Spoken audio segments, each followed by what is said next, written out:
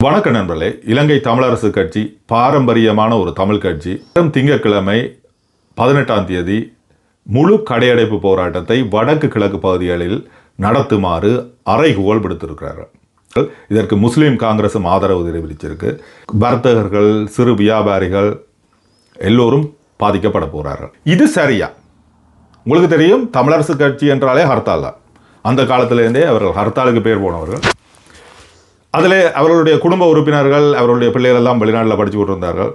அதனால் அவர்கள் பெரிதாக பாதிக்கப்படவில்லை. ஹர்த்தால் என்ற பொழுது பாதிக்கப்பட போகிறது வயது போன சனமும், குழந்தை பிள்ளை கைக்குழந்தையில் வச்சு கொண்டிருக்கிற வீட்டுக்காரரும், ஒரு அன்றாடம் தொழில் செய்கிற ஒரு மரக்கறிகள் வந்தால் ஒரு 10 மரக்கறி ஒரு மாம்பழத்தை கொண்டு வந்து தெருவில் போட்டுட்டு விற்பனை செய்கிற அந்த தெரு வியாபாரிகளும், ஒரு கடையில் போய் மரக்கறி கடையில் போய் வேலை செய்கிற அந்த கூலி தொழிலாளிகளும், விவசாயிகளும், கடத்தொழில் செய்பவர்கள், இப்படியானவர்கள்லாம் பாதிக்கப்பட போகிறார்கள். அரசாங்க வேலையில் உள்ளவர்களுக்கு சம்பளம் வந்து ஒன்று தான் இருக்க போகுது.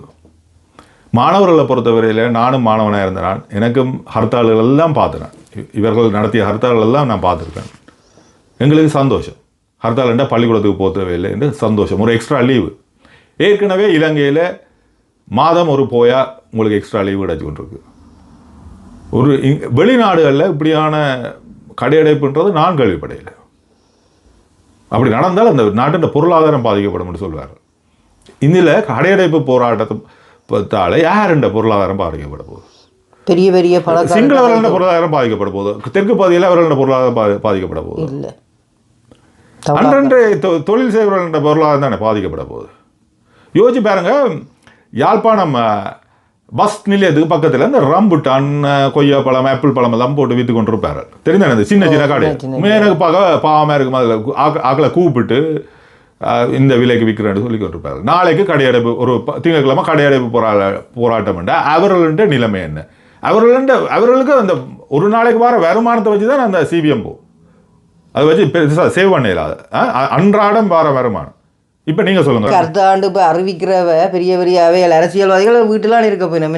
அவைக்குதால என்ன பாதிப்பு? அதான் நான் பார்க்குறேன். கட்டாலன்னு சொன்னப்போ போராட்டம்னு சொல்லி ஒரு ஏற்பாட்டத்தை வச்சாலாவது அவ கட்டாயம் படியில் வந்து நிற்க வேணும். அதில் ஏற்பாட்டத்தில் இது வந்து கட்டாலண்டா வீட்டை கடைக்காரன் தான் கடையை பூட்டி போட்டு வீட்டை இருக்கணும்.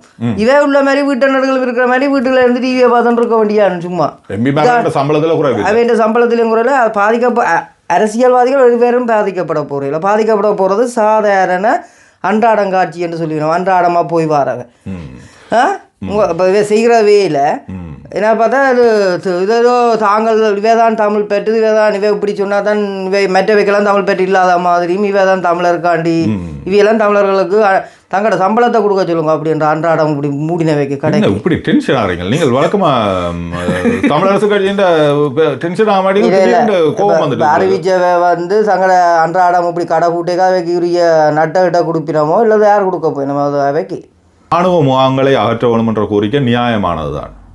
அதுக்கு கடையடைப்பு போராட்டம் செய்வதால் என்னத்தை காட்டுறீங்க? தமிழரசு கட்சி உங்களுக்கு பலம் இருக்கு, இன்னும் தமிழ் மக்களிடம் செல்வாக்கு இருக்குன்னு காட்டுறதுக்காக எங்களுக்கு கீழே எல்லாரும் ஒன்றுபடுகிறார்கள். நாங்கள் சொன்னா கேட்கிறாங்க. எங்கட இதை காட்டணும். யாருக்கு காட்டணும் என்றால் யாருக்கு? எங்கட தமிழ் மக்களுக்கு காட்டணும். வெளிநாட்டுக்கு காட்டணும். வெளிநாட்டுக்கு எங்கள்கிட்ட தான் பலம் இருக்குன்னு காட்டணும். அனுரா அரசுக்கும் காட்டணும். ஏனென்றால் நாளைக்கு பார் லைசன்ஸ் சம்பந்தமான தேவையிலும் போய் சந்திக்க வேண்டிய விஷயங்களும் வரலாம் இல்லையா? உங்களோட பார் ஒரு நாளை போட்டுங்க. அதில் வார வருமானத்தை கொடுங்க. பார் லைசன்ஸ் பார ஒரு கிழமையில் ஒரு 2 நாளைக்கு போட்டுங்க. ஏனென்றால் தமிழ் சமுதாயத்தை கெடுக்குது இந்த பார், மதுபான சாலை. அதனால் நான் இந்த பாரை கிழமையில் வாரத்தில் 2 நாட்கள் மூடி வைப்போம், இல்லாட்டி வார நாட்களில் மூடி வைப்போம். ஒரு போராட்டத்தை நடத்துங்க பார்ப்போம். தைரியம் இருந்தால் என்ன சொல்லுங்க பார்ப்போம். இறப்பில் யாருடையாவது இறப்பில் வாழ்வது தான் அரசியல்வாதிகள். அதில் மக்கள் கவலையாக இருக்க அதை தங்களுக்கு சாதகமாக பயன்படுத்துவார்கள் அரசியல்வாதிகள். தமிழரசு கட்சி மட்டும் இல்லை, ஜேவிபியும் அதை தான் பயன்படுத்தியது. எதிர்கட்சியாக இருக்கும் பொழுது எல்லா கட்சிகளும் செய்வார்கள். இது நாங்கள் புத்திசாலித்தனமாக இருக்கணும். முந்தைய பள்ளிக்கூடத்தில் படிக்கிற பிள்ளைகள், ஏ லெவலில் இருந்து படிக்கிற பிள்ளைகள் ஒரு 5% தவிர 95% ஹர்த்தால் என்ற சந்தோஷப்படுவார்கள். கவர்மெண்ட் உத்தியோகத்தில் இருக்கிறவர்களும் சந்தோஷப்படுவார்கள், வேலையை போத்த வேலை என்று. ஆனால் இது ஒட்டுமொத்த நட்டம் யாருக்கு வருமெண்டா அதே அவர்களுக்கே திரும்பி வந்துடும். பொருளாதாரம் பின்னுக்கு போய் கொண்டிருக்கும். இந்த நாட்டில் ஒரு நாளைக்கு கடையடைப்பு போராட்டம் இல்லை ஒரு மே தினம் என்று சொல்லி அன்றைக்கு லீவு கொடுக்குறத வச்சு அதனால் பொருளாதாரம் பாதிக்கப்படுதுன்னு அழுது கொண்டிருக்கிறார்கள் வருஷத்தில் ஒரு நாளைக்கு.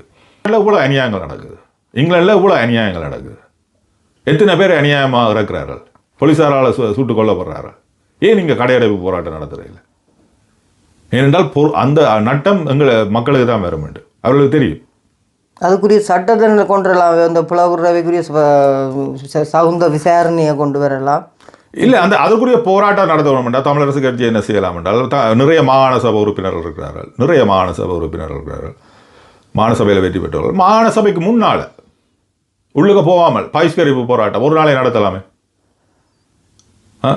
வாசல் நின்று எம்பிமார் பாராளுமன்றத்துக்கு முன்னாலே இருந்து நாங்கள் பாராளுமன்றத்துக்கு இன்றைக்கு வேற இல்லை, ஒரு நாள் சம்பளத்தை தியாகம் செய்கிறோம், இல்லாட்டி ஒரு மாத சம்பளத்தை தியாகம் செய்கிறோம் நின்று வாசல் நடத்தலாமே. வாசல்ல இருந்து ஏன் பாராளுமன்றத்துக்குள்ளே இருந்து இப்படி எங்கட கபில்ராஜ் என்றவருக்கு அநியாயம் நடந்திருக்கு, அநீதி இராணுவத்தால் இழைக்கப்பட்டிருக்கு. நாங்கள் பாராளுமன்றத்துக்குள்ள இருக்க மாட்டோம், வெளியில் வந்து இப்படி இருப்போம் உண்ணாவிரதம், இதே வெளிநாட்டுக்கு மக்கள்கிட்ட போகணும்னு சொல்லி அதற்கு முன்னால் இருந்தால் என்ன உங்களை என்ன குண்டு கட்டா தூக்கி வந்து வெளியில் போட போகிறாங்க. அப்படி போட்டாலும் என்ன அது ஒரு பப்ளிசிட்டி தானே.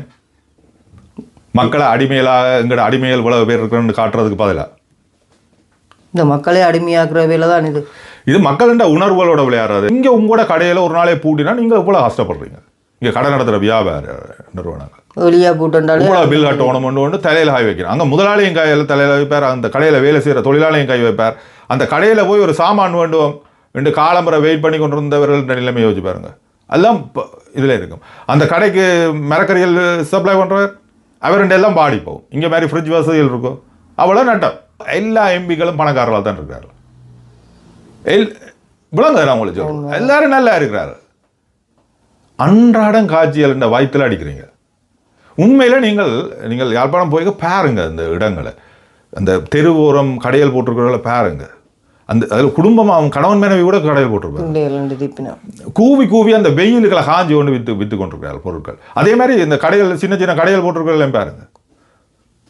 ஒரு நாளில் வந்து பூட்டினால் பூட்டாடி துரோகி பட்டம் போட்டுருக்குறீங்க. தமிழர்கள் வந்து கிட்டத்தட்ட 30-35% இருந்தார்கள் இலங்கையில். 35% எதுண்டா மலையக தமிழர்களையும் சேர்த்து. அந்த மலையக தமிழர்களை நாடு விட்டு இந்தியாவுக்கு அனுப்பணும்னு சொல்லி போராட்டம் நடத்தினது இந்த தமிழர்கள்லாம். விளங்குது. இந்த தமிழர்கள்லாம் அவர்கள் இப்போ இருந்திருந்தாலும் எப்படி இருக்கும்? மெஜாரிட்டியாக இருந்திருக்கு. இன்னும் மெஜாரிட்டியாக தமிழர்கள் என்று இருந்திருப்பான். அந்த அளவு தீர்க்கதரிசிகள் இந்த தமிழ் கட்சிகள் அந்த காலத்திலேயே. அதே போல ஒவ்வொரு முறையும் ஏதாவது பிரச்சனைகளை கிளறி தாங்கள் குளிர்வாய்ந்து கொண்டு இருந்தார்கள். அவைக்குள்ள சம்பளம் பெறுது, அவர்களுடைய சம்பளம் வசதி, அவர்களுக்கு வெளிநாட்டு தூதுவர்கள் வந்து சந்திப்பார்கள். அதே மாதிரி இப்போ அனுரா சொன்னாரே பார் லைசன்ஸ் வெளியிடுவேன், அவர் வெளியிடே இல்லை, ஆனால் ஒரு சிலர் வெளியிட்டார். அதே மாதிரி அந்த லைசன்ஸ் எல்லாம் எடுத்துக்கொண்டு அவர்கள் சொகுசாக இருந்தார்கள். இப்போ அவர்களுக்கும் கொஞ்சம் பிரச்சனையாக இருக்குது. காரணம் என்ன? இந்த அரசாங்கம் வந்து கொஞ்சம் கடுமையாக.